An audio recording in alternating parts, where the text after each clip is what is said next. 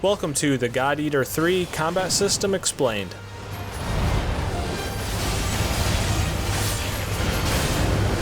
In God Eater 3, you'll be using many different weapons called God Arcs to take down giant origami creatures in a similar vein to Monster Hunter, just far more over the top and chaotic.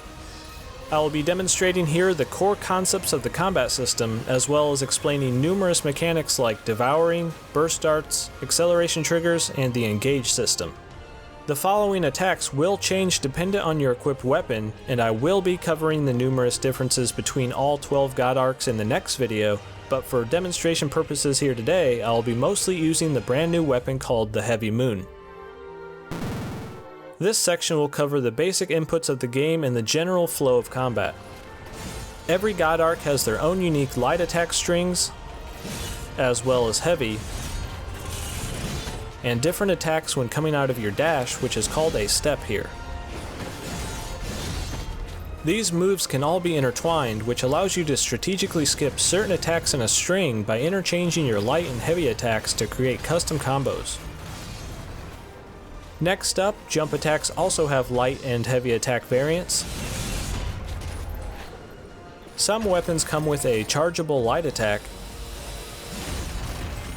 and all God Arcs have a unique special move that varies greatly depending on which one you choose.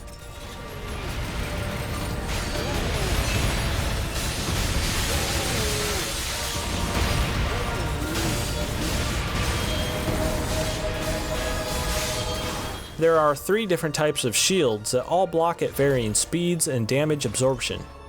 A dive can be performed with your shield that covers a great distance very quickly, but also uses a large chunk of stamina. Holding down heavy attack allows you to devour, which I'll expand on more coming up. Your God Arc also has a gun mode that uses up your OP gauge when firing and is built back up by attacking in melee. Every ranged weapon has numerous bullet types that can be taken along with you to provide various effects. Now let's dive into the advanced mechanics that have much more nuance and flexibility.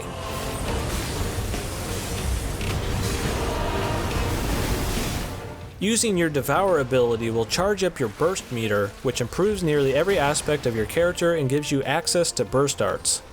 Devours can be performed more quickly by dashing or jumping to initiate it. Also, using Devour on defeated enemies is your only means of harvesting materials off of them. Once you have entered burst state after using Devour on any enemy, some of your attacks become far more powerful or entirely different according to which burst darts you have chosen.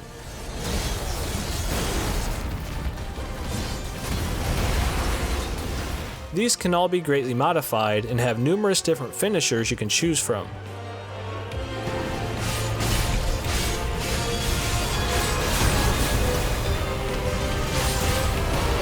Acceleration triggers are very powerful temporary buffs that only enable once certain criteria are met.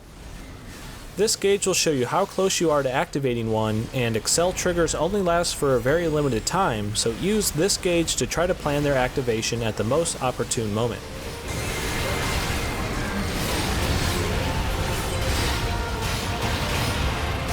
The Engage system allows you to link with a chosen teammate within proximity to share not only your buffs, but also your burst level.